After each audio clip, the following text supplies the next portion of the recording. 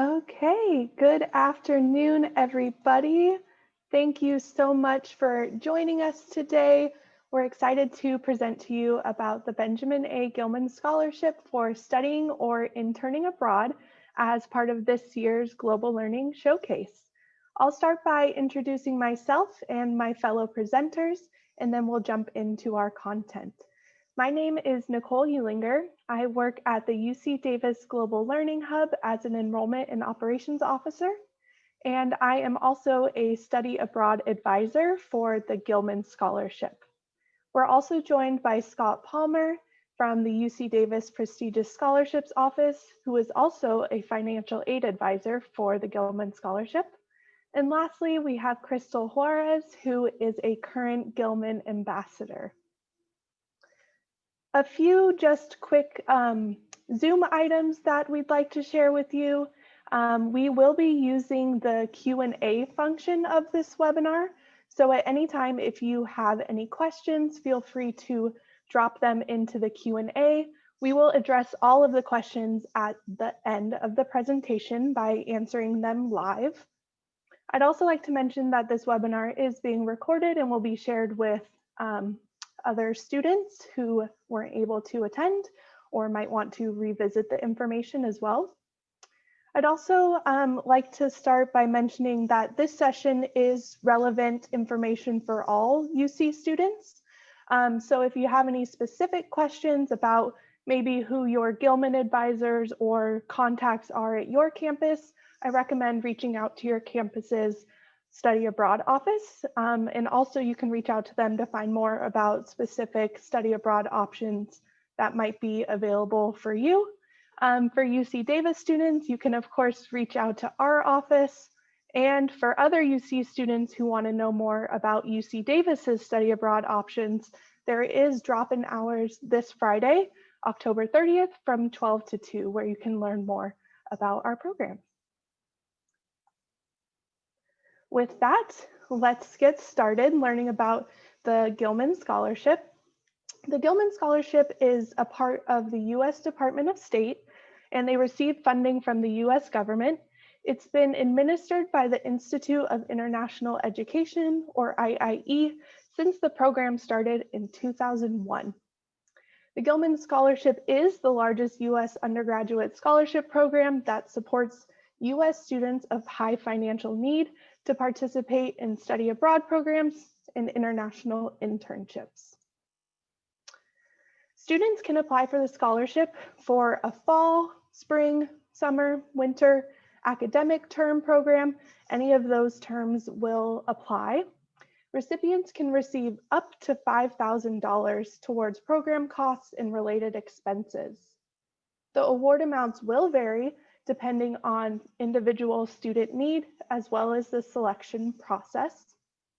The Gilman program is often asked how likely are the chances of receiving a Gilman scholarship, and they say it's about 1 in 4 students are generally awarded a scholarship, which means it's a very attainable scholarship. One of the Gilman Scholarship's main objectives is to increase the diversity of students who study abroad and also increase the diversity of the locations students choose to study abroad. By supporting undergraduate students who have high financial need, the program has been successful at supporting students who have been historically underrepresented in education abroad. This is including, but not limited to, first-generation college students, students in STEM fields, ethnic minority students, students with disabilities, students attending HBCUs or other minority-serving institutions, students from community college, students, and also students coming from US states that have less study abroad participation. Since the program's inception in 2001, more than 33,000 US students have received a Gilman Scholarship. They've gone to more than 150 different countries from more than 1,300 different institutions across the United States. So let's talk a little bit about the eligibility requirements to receive a Gilman Scholarship. First, students must be a citizen of the United States. They need to be an undergraduate student in good academic standing at their accredited institution of higher education. They must be receiving a federal Pell Grant at the time of application or provide proof that they will be receiving a federal Pell Grant at the time that they're participating in their study abroad or internship program. Students also need to be in the process of applying to or accepted for a study abroad or internship program. And that program must be 3 weeks in length or at least 21 days. Multi-country or area programs are allowed.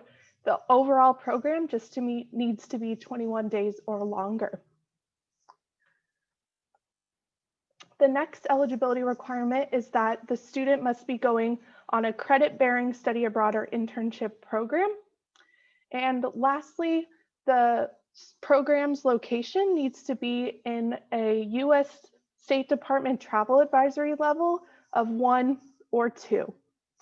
During the COVID-19 era, Gilman has said that they will allow students to apply for the scholarship if at the time that they're applying, it's level 3 or 4, that's okay.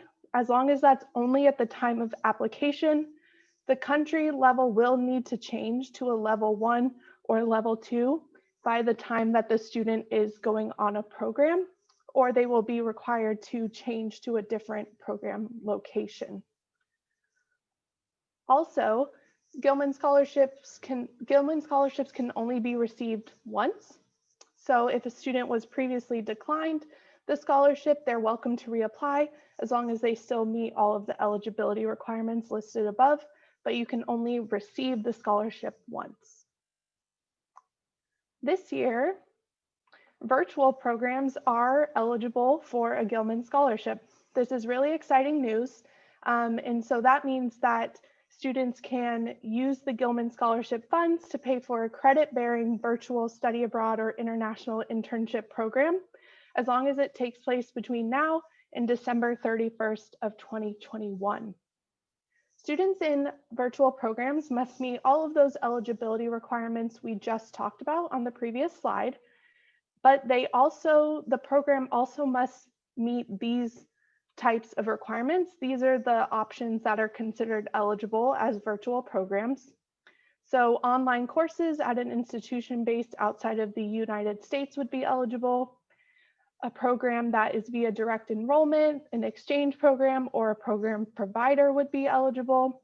Virtual faculty-led study abroad programs, virtual international internships, virtual intensive language programs at an institution outside of the US, and/or students may also propose internationally focused virtual programs that can be reviewed by the Gilman staff. The Gilman Scholarship also offers another scholarship called the Gilman-McCain Scholarship. The U.S. Department of State's Gilman-McCain Scholarship provides awards of $5,000 flat for child dependents of active duty service members so that they can study or intern abroad on credit-bearing programs.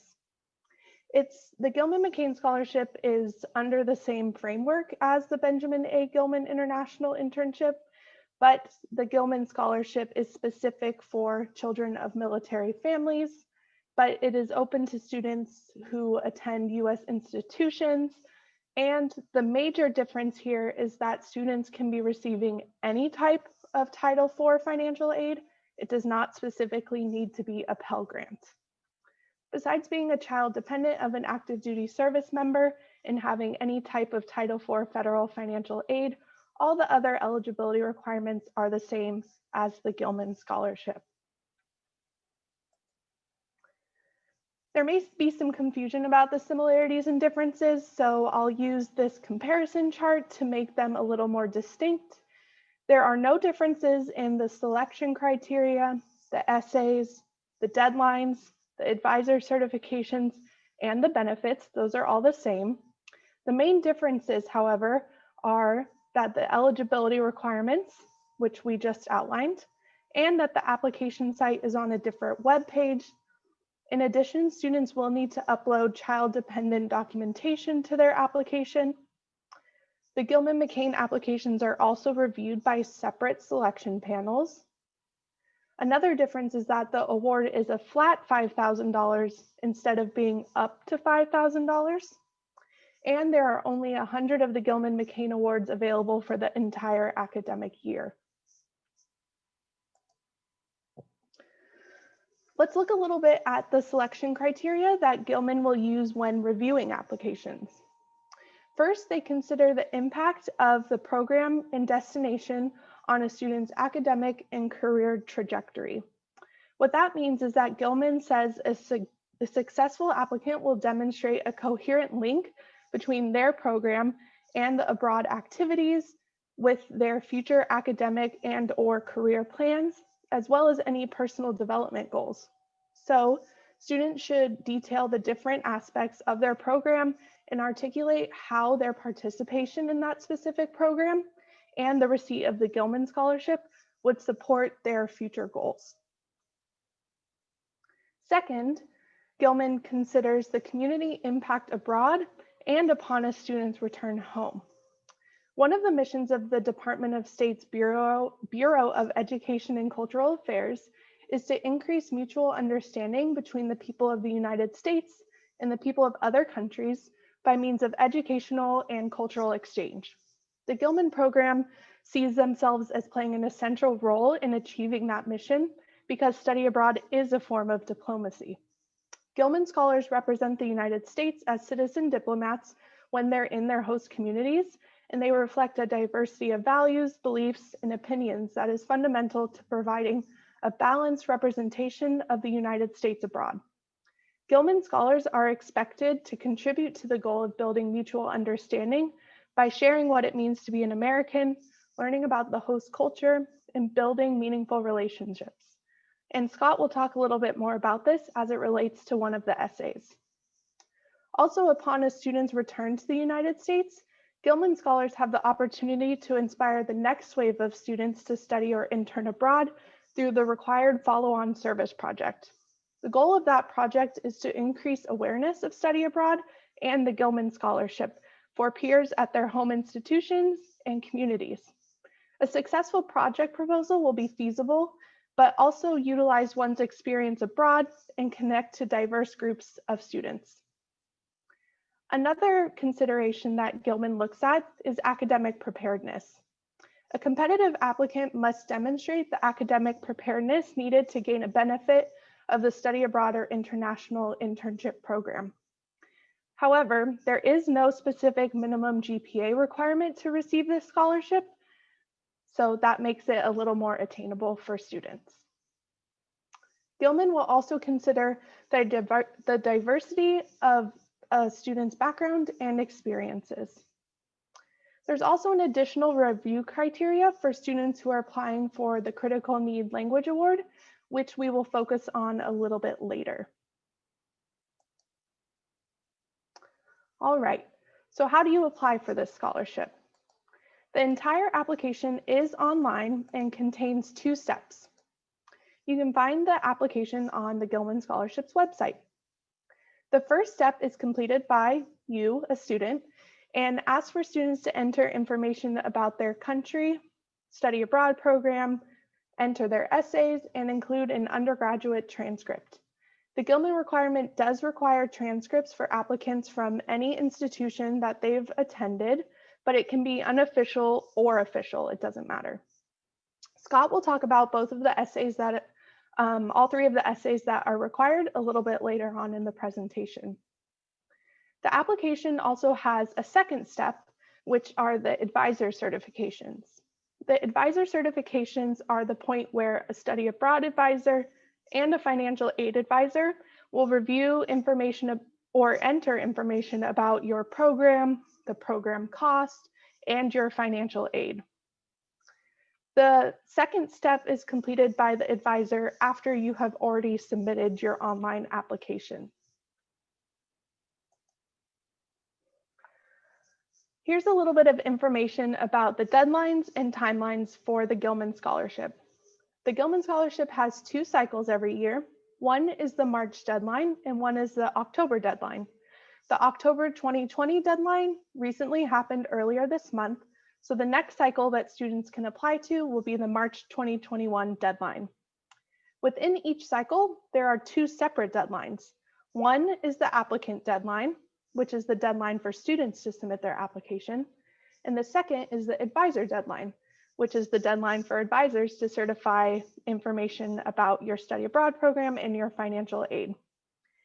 The scholarship for March 2021 deadlines are for programs that begin in May 2021 through April 30th of 2022. The application will generally open in mid-January. They don't provide an exact date. And the applicant deadline is usually around the first Tuesday in March, with the advisor deadline being 1 week later than that. So that will usually be 1 week after that. Please note that all of the deadlines are at 11:59 p.m. Pacific time. So make sure that you're using the right time for the time zone that you're in, and make sure to check Gilman's websites for exact dates, future dates, and other deadlines as well. All right, now I'll hand it over to Scott Palmer, who will walk us through a little bit more information about the essays for the Gilman Scholarship and also some application tips. All right, thank you very much, Nicole. That was some really great information, and hopefully it is helpful to everyone who has been listening in here today. So again, I am Scott Palmer. I am the prestigious scholarship advisor, and I have also on multiple occasions been a reviewer for the Gilman program, where we look at all of the applications that are received, score them, and then determine who will be offered scholarships. So some of what I will share with you today is the information that Gilman provides to us, and some of it is also going to be through the eyes of someone who advises and someone who has been a reviewer and selected scholarship recipients. Now, as Nicole indicated, there are going to be 3 essays that everyone must complete. And then there is actually a 4th optional essay that will be applicable in some situations and not in others. And we'll talk about that in a few slides from now. The first essay, though, is this statement of purpose. And it is going to be for up to 7,000 characters. So that should be approximately about 1.5 pages.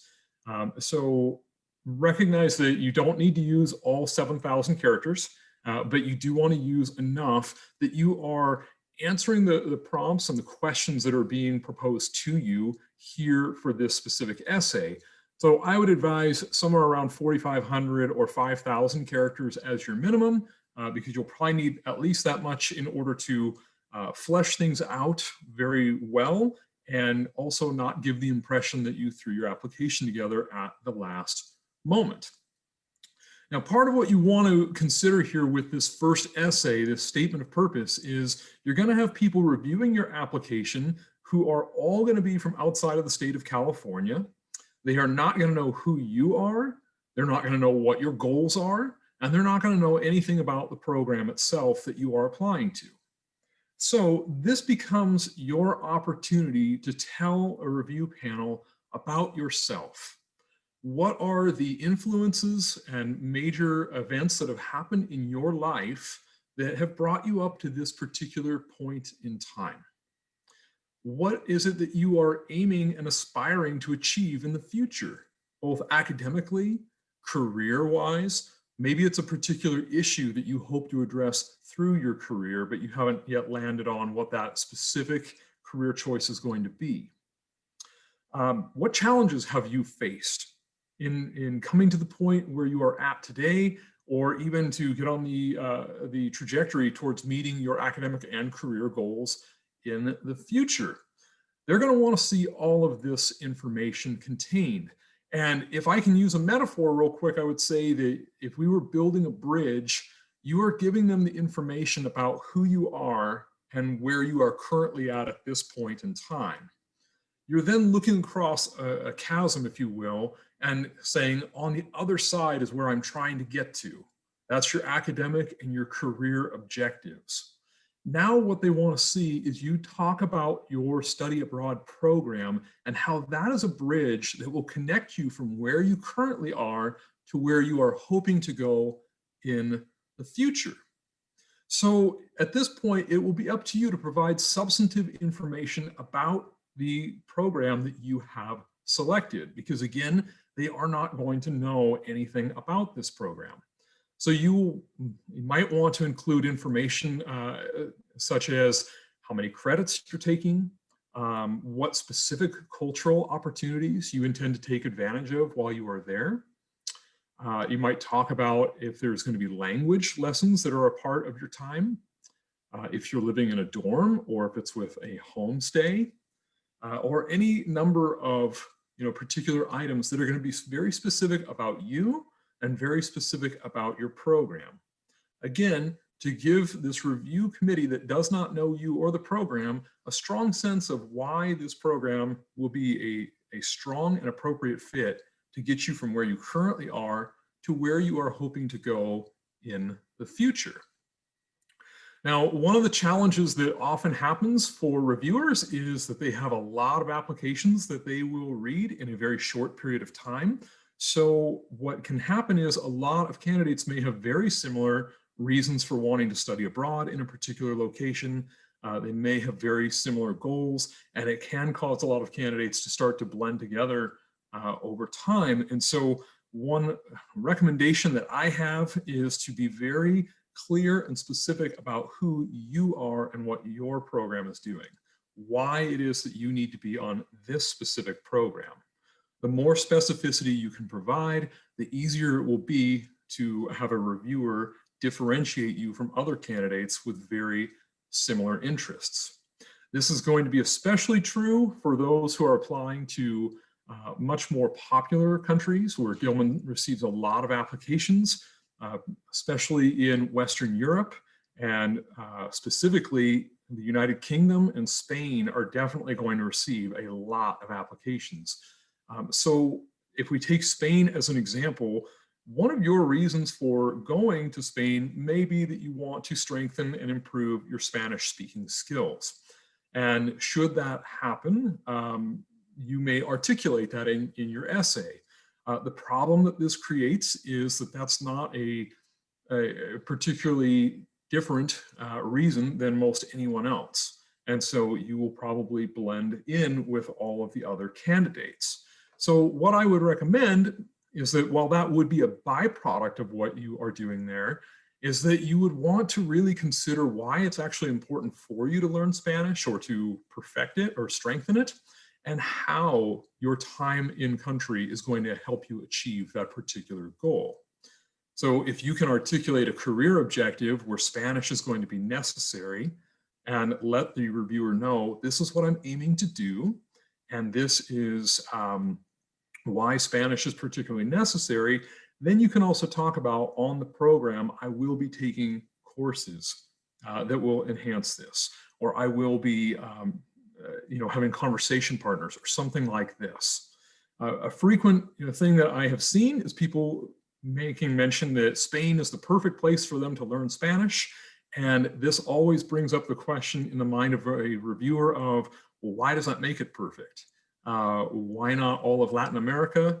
There are plenty of other places where you can do this. So you really are going to have to be very clear and concrete about what your plans are and why that particular location is the most sensible for you. I also want to highlight here real quickly too in the statement of purpose, Nicole mentioned earlier about the criteria for Gilman, one of which being that they are looking to increase the diversity of individuals who are studying abroad.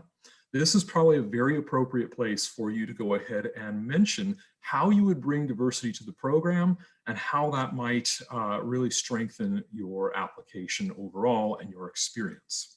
And we'll actually talk about that a little more now as we move into the second essay, because what Gilman likes to do is for essay number 2 and 3, they used to both be one joined together essay, and then they split them out into 2 smaller essays that are 3,000 characters each.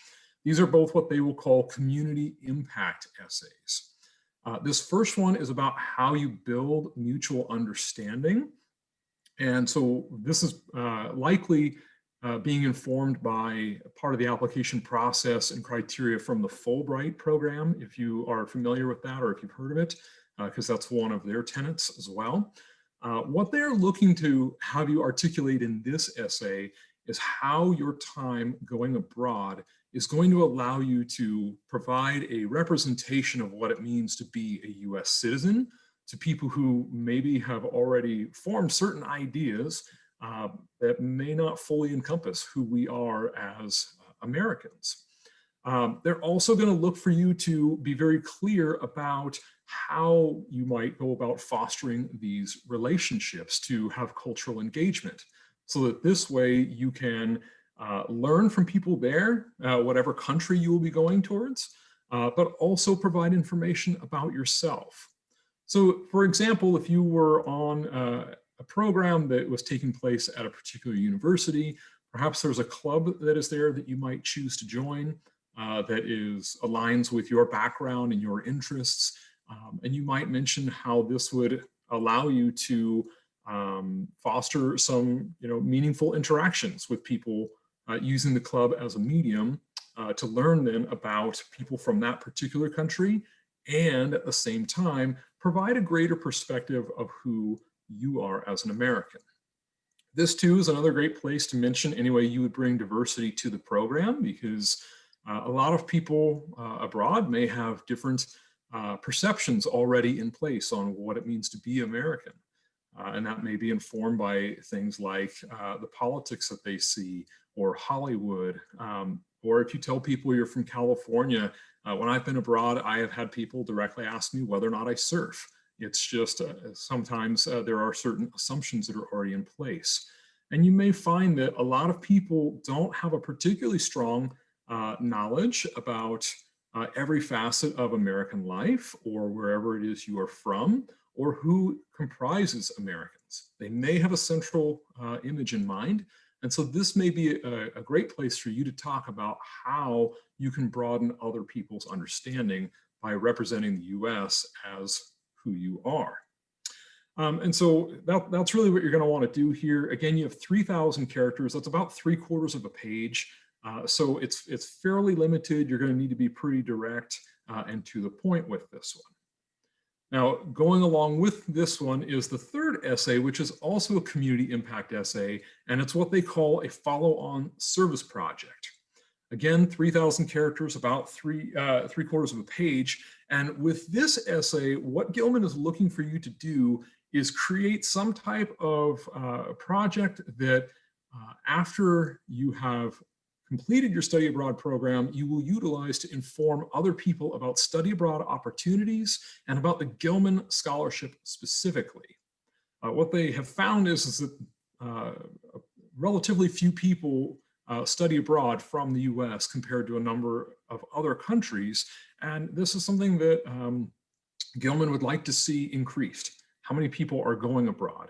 Well, a lot of times people might not go abroad because they either don't really know anything about going abroad, maybe they don't know anyone who's done it, or they hear about it, and college already being expensive as it is, oftentimes study abroad may look like a more expensive version of college, and so they might think, well, then I'm not going to do that. And so this actually provides a great opportunity to either to both bring to people's knowledge study abroad programs and what the benefits are going to be from that, but also the Gilman Scholarship and how it can help pay for that. Certainly, if students receive up to $5,000, that may offset a very significant chunk of those costs. So typically what will happen is people will think this through and design some type of plan of action, oftentimes working with people that they already have connections with. So a few examples of how you might go about doing this is if you have a connection with a particular group on campus, you might ask if you can share there. And then you would indicate in this particular essay who it is that you are going to be sharing with, how you've already received their approval to let you do this, maybe how many people are in that particular group, and also why that group might be a really strong fit for Gilman. Maybe it's really a group who's underrepresented in study abroad, or would add diversity to the program in some way. You're going to share that information and talk about how you will not only talk about study abroad, but also the Gilman Scholarship and what your medium might be. Is that you're going to create, some pictures and give a presentation of your time abroad. If it's in person, maybe you're bringing food or something and facilitating a discussion. Whatever that looks like for you, you'll just want to share that. Alternatively, you can also do programs that are going to be more, electronic based. So maybe you want to create a video or write a blog or something like that. Those things are certainly fine for you to do that as well. If that's what you decide to do, the important thing to keep in mind is you need to also include plans on how you're going to make sure people see the content that you are creating. Because if you write a blog or you create a video and you post it somewhere online, maybe no one's going to see this. And that's not really going to help Gilman achieve their goals. So again, you'll think about who it is that you can work with to provide the information and have them help get the information out. So as an example, maybe your department for your major, you might ask them, if I were to study abroad and create some videos promoting how people from our major could study abroad, would you be willing to put that out on a departmental newsletter or something along those lines? And if they agree to do that, then you can talk in this essay about how you will create a video, what types of content you are hoping to have there, how you've already gotten the approval of the department for this, and then provide information about the department. How many people are in that major that this would potentially reach? Why is that major a particularly strong group of candidates for something like the Gilman Scholarship?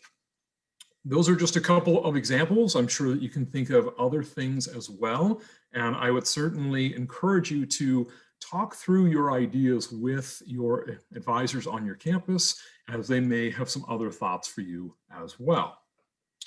Now, those are the essays that everyone needs to complete, but there's also a fourth essay that you can potentially complete. And this is for the Critical Need Language Award, which is specifically for applicants who are looking to go to a country where one of the 15 languages that are on your screen are predominantly spoken. And if you are going to go to a country where this language is spoken and you are including formalized language study plans, then you may want to complete this additional essay, as that has the potential to have you receive an additional $3,000. There's fewer of these awards available, so they are competitive, but it certainly is worth your time, particularly as this is a smaller essay than the others. Also, as a side note, if you're interested in these languages, there's also another scholarship program separate from Gilman called the Critical Language Scholarship, which also focuses on these 15 specific languages, where it's a summer language program taking place in a country where these are spoken, and that application is open through November 17th. But for the purposes of Gilman here, this fourth essay, what you'll find is it is only 2,000 characters, so it's roughly half a page. And what you are going to do in this is outline why you are studying this particular language and how it relates to your future academic and career interests. And then you're going to outline exactly what you are doing while on your study abroad program to learn the language. So I would include any formal coursework that you are taking.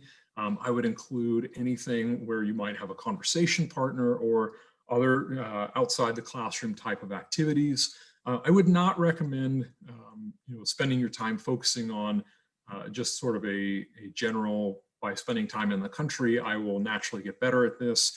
That's going to be true for anyone, and it's not going to be particularly impressive. What you may also want to do, however, though, is also include how studying this language while abroad is going to align with your long-term interests. So in other words, when you are finished with the program, how are you going to continue to learn this language once you have returned back to the United States? Okay, so those are the essays there. I do have a few tips that I also want to share on how to make sure you have a strong application.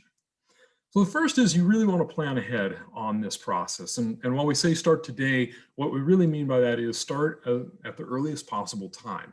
The application may not be open until mid-January, but Gilman actually puts their essay prompts on their website, so you can write these at any point in time leading up to that.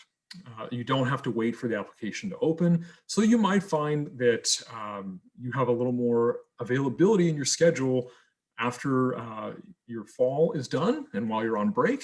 That's a very appropriate time to use to start working on some drafts. Make sure to talk to your advisors. Talk to the study abroad office to understand what programs are available, what you should be doing and when, what maybe are some key features of the particular program that you are going to be on. Are there excursions or different things that are happening that you could then reference back in your essays? And certainly talk with your financial aid advisors to get a strong understanding of what your financial aid situation is looking like so that you can make a really informed decision. You definitely want to research the program itself, make sure that you know it thoroughly, not just the general program, but also the specific location that you are going to be in, making sure that this actually does fulfill the Gilman criteria, but also if you don't know the program particularly well, then your writing will likely reflect that. And a reviewer will have a hard time understanding, if I select you, what is it that I'm likely investing towards, because this candidate doesn't seem particularly knowledgeable about the program themselves. So you want to do that research, and then you want to make sure you spend a good amount of time working on your essays. And you know, starting early with this is certainly good, but make sure you have them proofread, because there are definitely people who will grade you down if there are even just slight grammatical mistakes or spelling errors. You can also find that you know, if you make significant errors, that's going to certainly not serve you well. I'm very aware that people oftentimes take essays that they've written for other things and then they want to apply it to a new opportunity. You can certainly do a little bit of that here, but I would strongly advise against simply lifting an essay from one application and using it for another. When I was a reviewer, I had someone very clearly do this because there were some accuracy problems, let's say, where the country that was being referenced in the essays did not match the country that the student was applying for. And there were some other clues in there as well. But as a reviewer, I took this to mean this person was going to be wasting my time. So as soon as I reached this point, I decided I don't need to read any further.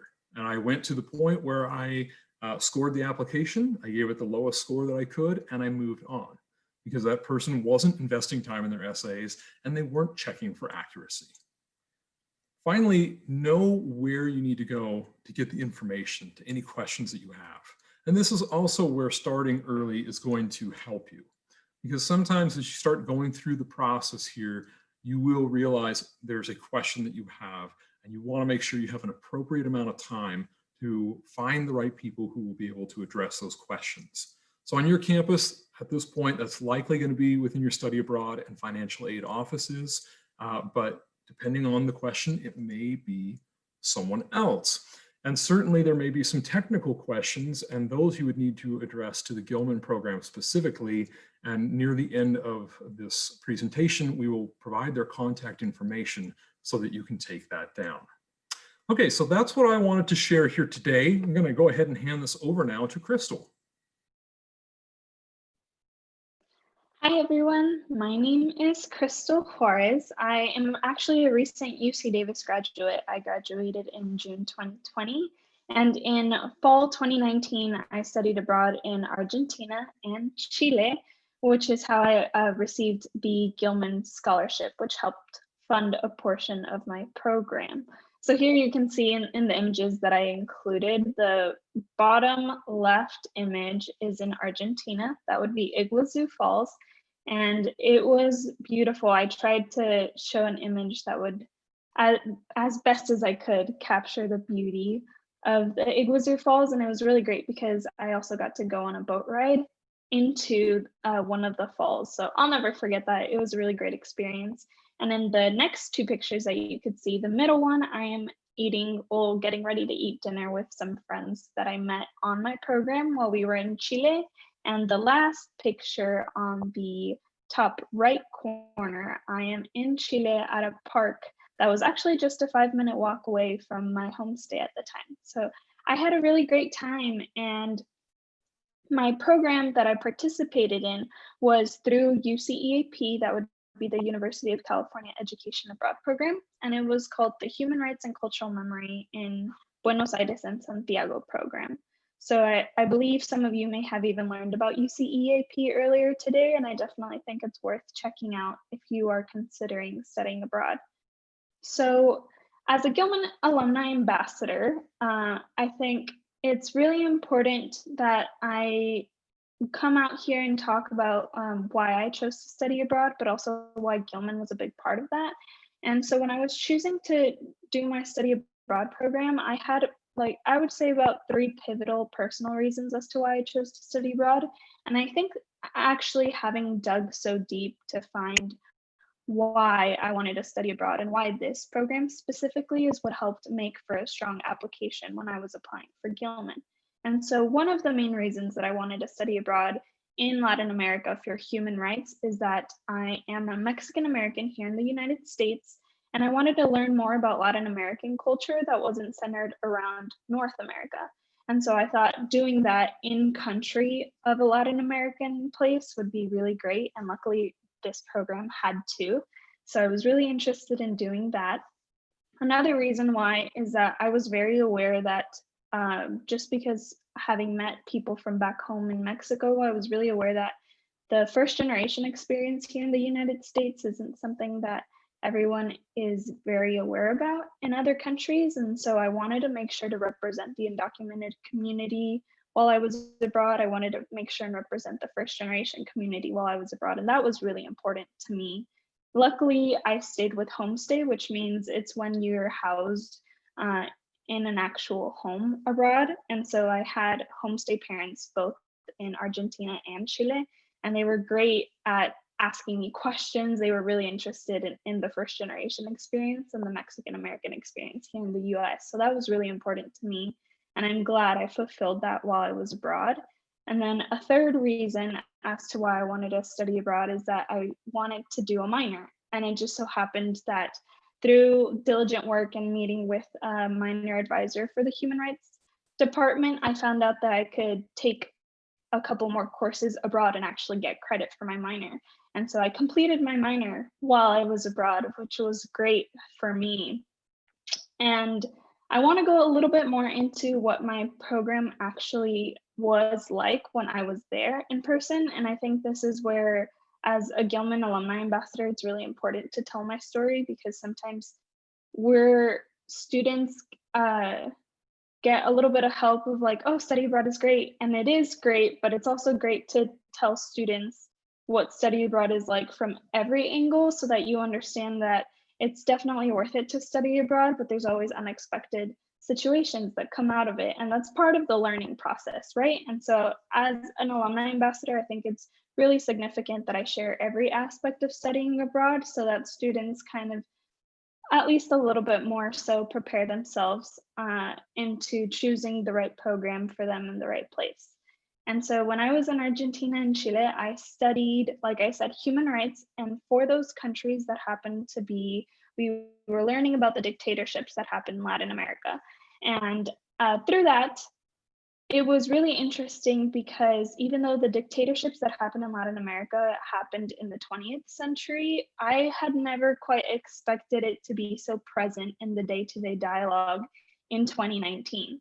And so when I was abroad, it's not something that I expected at all. But in Argentina, there was an economic situation where the topics of human rights and social inequalities were brought up on the day-to-day basis.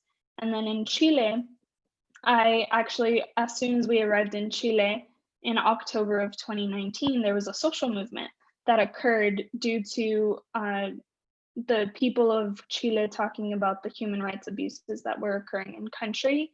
And I was like blown away by the experience of learning about it in the classroom, and also walking outside of the classroom and seeing it in the day-to-day dialogue with other people, seeing the posters, seeing everything on the streets. I thought it was really interesting. And I'm grateful that I got to witness it. And I'm also really in awe of the people of Chile. Just a few days ago, it actually happened to be that the people of Chile voted 73% overwhelmingly towards changing their constitution, which actually was the same constitution that was in place since the dictatorship of the 1970s. And so I'm really proud that I got to be a part of like the initial steps towards that process, and that I got to witness it. I'm really grateful. Now I'd like to talk a little bit about what other benefits you'd get if you were to be a Gilman Scholar. Okay, so all of these benefits, once you actually become a Gilman Scholar, if you were to apply for the Gilman Scholarship and receive the award, Gilman does a really good job about explaining them to you more in depth, but I'm going to go ahead and explain them briefly. So one of the really great parts about being a Gilman Scholar and alumni is that you receive non-competitive eligibility. And so non-competitive eligibility, while slightly complex, is essentially where US federal agencies are able to hire eligible Gilman alumni outside of the formal competitive job announcement process. So while the federal agencies have the option to choose whether or not they go through non-competitive eligibility, it is definitely an option. And that really changes the way that we think about job processes, and it has in the past opened doors for different Gilman alumni to actually get a job within a federal agency and move upward in that chain. So it's definitely something great to think about, and that also goes into the topic of expanding career possibilities. So maybe if you hadn't thought about being part of a federal agency before, maybe Gilman could help you consider that if you were to get the award. Along with that, there's also the Gilman Scholar Network. The Gilman Scholar Network is great because it's this platform where you can talk to other Gilman scholars who may be in the process of being abroad, or Gilman alumni who have already come back. And so you can get connected that way. You can do like group searches by country, region, maybe even major, career. And the Gilman Scholar Network is actually quite neat because you can either choose to mentor another Gilman Scholar or an alumni, or you can search for a mentor for yourself. And so that's a great way to get connected as a Gilman Scholar with other opportunities that you may not know about at the time. As an alumni ambassador, I can speak a little bit more to the ambassador program. So our main role is that we offer testimonials, just as I was doing a little bit earlier about what the experience was like, to maybe open doors for a little bit more students and show that as a student how we did the program through Gilman Scholarship. And so we offer testimonials that could be via video, online in the way that I'm doing right now, when things open up, potentially in person through presentations. And the main role with that is just letting other people who may not have been aware of Gilman, especially in our communities, diverse communities that maybe weren't already present within the Gilman network, letting them know about the possibility to study abroad and to get the scholarship, which is really important. And so that's what we do. It's a year-long role, and going on to the next few ones, I'm gonna try and go through them rather quickly. Seminars and career workshops and skill development, those you can actually go through with Gilman as a scholar and as an alumni. So as a scholar, you can get skill development while you're abroad, so that would happen during your experience, but you could also do so with Gilman. And so what I mean by that is that a lot of times, even if you already came back from your program and your program's over, you still get opportunities with Gilman to participate in workshops. We have a career symposium that's been going on, and that's happening again soon. We have Ask Me Anything, and those are videos where like students who are interested in applying can ask us as Gilman scholars and alumni what their experience was like. And you could also do workshops where you network with people within the same career. So we've had technology, we've had some that talk about, I believe, education, and we've had it in just about any field, and you can definitely locate those also once you're in the Gilman Scholar Network. And then now, just really fast, I'd like to say that you can definitely stay connected with Gilman. I would say that the Gilman's YouTube is actually quite handy. So there's a blog videos that students have posted up there. There's also like tutorials that Gilman posts on potentially like what a follow-up service project is, or other tutorials that'll help you apply for the scholarship. And you'll find all the other like skill development and career development videos that Gilman has already done on there as well. So the Ask Me Anything videos you can locate on the YouTube for Gilman. And for blogs, actually, we also have a website, and the alumni ambassadors have been uploading blogs. So there'll definitely be a lot of content that you can find that way. And then finally, you can contact Gilman. The first contact that you see up there would be the email, and that'll be gilman@iie.org. And then that'll be the phone number and the website. And you can definitely visit Gilman and see the YouTube tutorials, kind of like I mentioned. They'll also be on the website.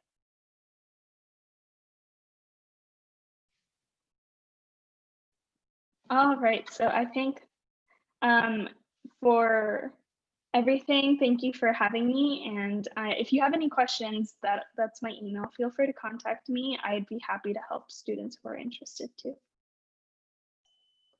Thank you so much, Christal, for telling us a little more about the Gilman Ambassador Program, the alumni benefits, as well as a little bit about your story. So we're wrapping up now. On your screen, you'll see the contact information for Scott, myself, and Christal. We're all happy to hear from you or answer any questions you might have. Okay, and lastly, we will go ahead and get started with our question and answer session. So feel free to drop any of those questions by clicking on the Q&A option and typing those out, and we'll get started now. So the first question is, can you be eligible if you are a permanent card resident? The requirement, as I understand it, is to be a US citizen. If you do have any further questions about that, I would recommend reaching out to the Gilman Scholarship office with that contact information we shared previously. The next question, is it possible for us to forward the PowerPoint through email after the presentation? We can definitely share this, and it will be posted on the UC Davis Global Learning Hub website, where we'll be listing out all of the sessions from this week's Global Learning Showcase. And if you don't see it there in the next week or so, hopefully you took down our contact information, and we'd be happy to share it with you in that way. The next question is, as a transfer student, would you need to upload your community college transcript as well as your current college transcript? The answer to that is yes. You must include transcripts from all of your previous academic institutions, but it can be either unofficial or official for those transcripts. Another question about if you can only receive the Gilman Scholarship once during your undergraduate education, and the answer to that is yes. You are only eligible to receive the scholarship one time. However, if you apply and you do not get selected, you're welcome to apply again. The next question is about the Critical Need Language Award, that studying any of the languages in sign language is also eligible. Does that mean that learning a spoken language with a sign language accommodation, or that you can study a particular country's sign language? Scott, do you want to take that one? Yeah, I'd be happy to, and I think that's a fantastic question.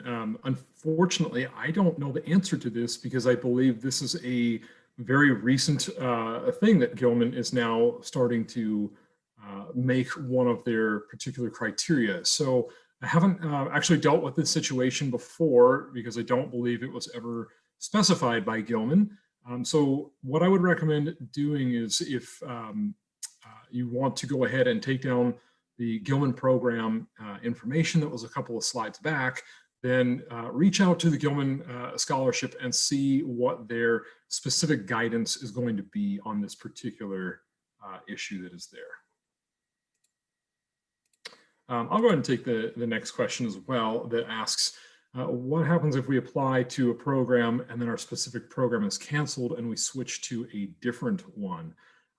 This does happen from time to time where a program is canceled or someone switches for whatever reason.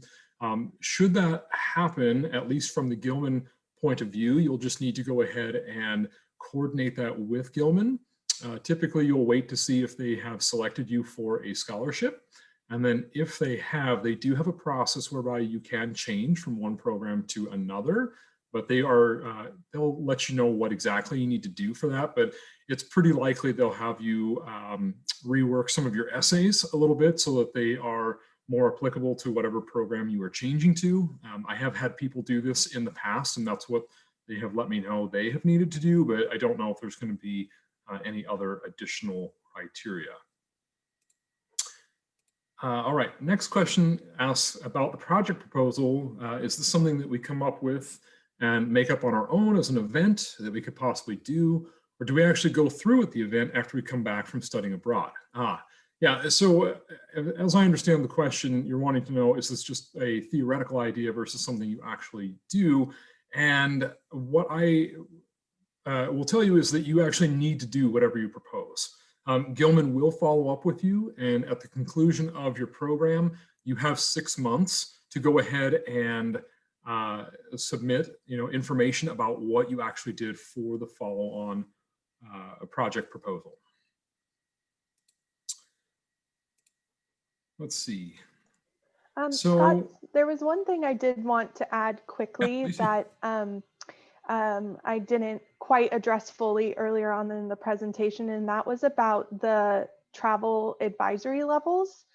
So just a little bit more about that is the U.S. Department of State assigns each country a travel advisory level. And so those are determined by the U.S. Department of State based on what's currently going on in those countries. So those can all be found on the U.S. Department of State's travel advisory website. So you can look at the specific country and see what those levels are. And so Gilman's requirement is that your country is a level 1 or level 2 at the time you're going on your program. And feel free to reach out to Gilman with more questions about those specific countries.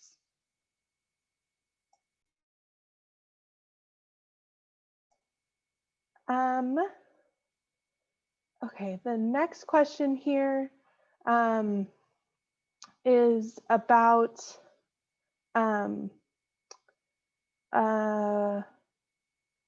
finding a virtual program.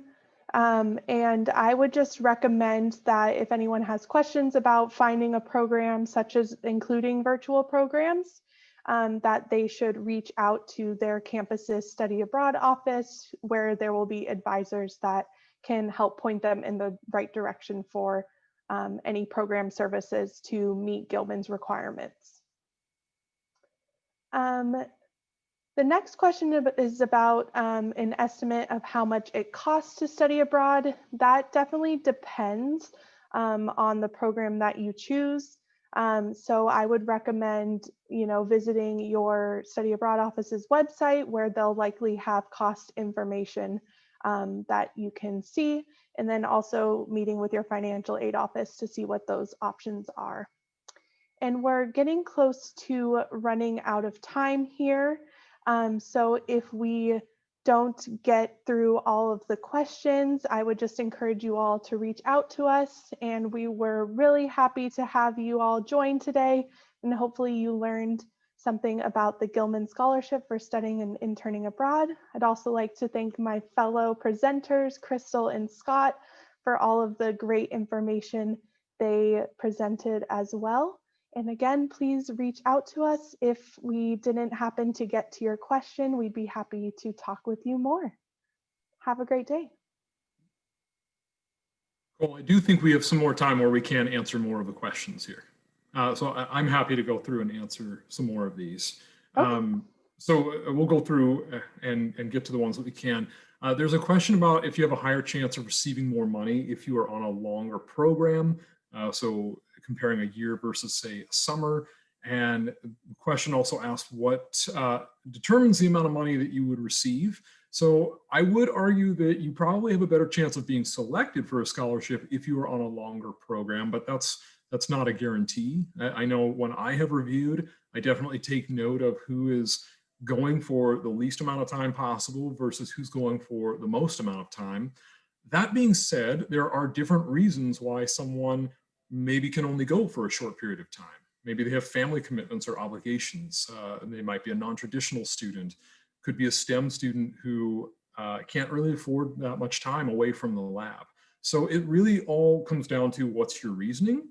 And then the amount of funding that you receive is going to be determined both on your scoring when it was reviewed, where you were ranked and scored, and then also what was the differential between your cost of the program and the grants and scholarships that you already have.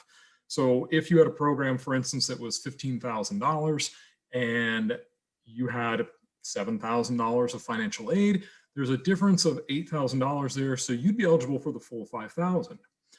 Conversely, if you had $13,000 of grants and scholarships in that same $15,000 program, you only have $2,000 of room, so that would be the maximum that Gilman would provide to you. There's a question here that I don't know that I'm really understanding. It looks like it might have been cut off, but it was asking if you were awarded Gilman and due to travel restrictions, would there be a refund? So I guess I'm not really sure what you're wanting to know there. You mean if you can't go on the program, would the money come back to you? I think at that point, that's going to be up to Gilman how they handle it. But for students who, say, in the current cycle were offered scholarships, they were allowed to defer their program until a later point in time or switch to a virtual program. So Gilman will work with you to hopefully find a suitable solution. And if I'm not getting the gist of that there, then just go ahead and type in your question with maybe a little more detail. Are there going to be more Gilman workshops in the future? And is there workshops where draft essays are provided? That's going to vary from one campus to the next. So you'll want to follow up with the Gilman advisors on your campus. I can say at UC Davis, we will definitely have some when it's when the application is open again. So that will be somewhere in that latter half of January and throughout February. And we will definitely have some workshops, possibly some essay review sessions, but if not, you can always reach out to the advisors on your campus who should be willing to help you out with that. Where can we research into homestay opportunities like Christal mentioned? Nicole, I'll let you handle that one. Yeah, so Christal mentioned the University of California Education Abroad programs, which is UC-EAP. Those are study abroad programs that are open to all UC students, and there are a ton. So I would start by meeting with advisors at your home campus to discuss those options. UC-EAP also has a great website where you can search and filter by the different aspects of programs. So I would recommend starting there. Your campus also might have other opportunities outside of UC-EAP. Those could be things like faculty-led programs. And each of those programs has different aspects to it. So some might be homestay or some might be in dorms or apartments. It really just depends program by program, but I would definitely start with your home campus's study abroad office. All right, so next question is, if we plan to study abroad for spring 2022, when would the Gilman Scholarship deadline be? In that situation, you can actually apply twice. So you'd be able to apply in this next cycle, which runs from mid-January until the first Tuesday in March. And should you not be selected at that time, then you can actually apply when it opens again mid-August and runs through the first Tuesday in October. The real advantage to doing it in that first one is that you will have a response on whether or not you are receiving the scholarship significantly before you go, and that will help you with your financial planning. So the other big thing being that there's so many applications that are received that the result in one is going to have no bearing on the result if you were to apply a second time and see, how things go. In fact, it's almost certainly going to be read by very different people. So it also just gives you an extra opportunity to be selected. Can the program abroad be an internship as well? Absolutely. In fact, I think Gilman likes to see more internship programs, and certainly that's maybe less popular in the US than it is in other parts of the world to go abroad for internships, but definitely that is something that you can do. Can we apply for the scholarship in the spring if that's the middle of our study abroad experience? You cannot. If you are already on the program, so in spring 2021, and then you're applying during that cycle, then that falls outside of the time frame of your eligibility. You would have needed to have applied in one of the previous cycles that just recently closed. Is it possible to connect with other Gilman Scholarship recipients to talk about their experience before officially having received the scholarship yourself? I don't think you can gain access to the Gilman Scholars Network, although Christal, you can certainly share if I'm off base there. But definitely what you can do is talk to your university, talk to the Gilman advisors there, as they may know people who have come at different points and said, sure, I'd be happy to talk with someone. If anyone has questions or anything of that nature, that would probably be the best way to do it. But otherwise, there's no formal way that Gilman facilitates this. When there are recipients, their names are posted online, but it's just their names. So there's no contact information to get in contact with everyone else. Yeah, just to add on to that really fast, the Gilman Scholar Network is a private platform, so that's for scholars and alumni. But if you are interested in talking to other people who have received the Gilman Scholarship, kind of like Scott said, reach out to your campus. But you could also feel free to email me. Gilman Alumni Ambassadors, even if I didn't go to the location you're interested, there is a team of us. And so I would gladly connect you to another alumni ambassador with their permission. Part of the reason why we signed up for the program is because we'd really like to help out other students who are interested anyway. So I'm pretty sure that anybody would be happy to reach out and talk to you about it further.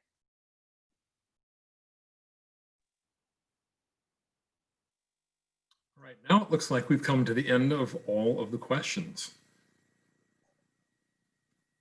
Thank you so much for everyone who was able to stick around a little bit over time to hear the rest of the questions. I don't see any more questions coming in, so we will go ahead and wrap up. And just want to say again, thank you so much for everyone who attended today. We really hope we were able to give you some good information about the Gilman Scholarship and studying or interning abroad.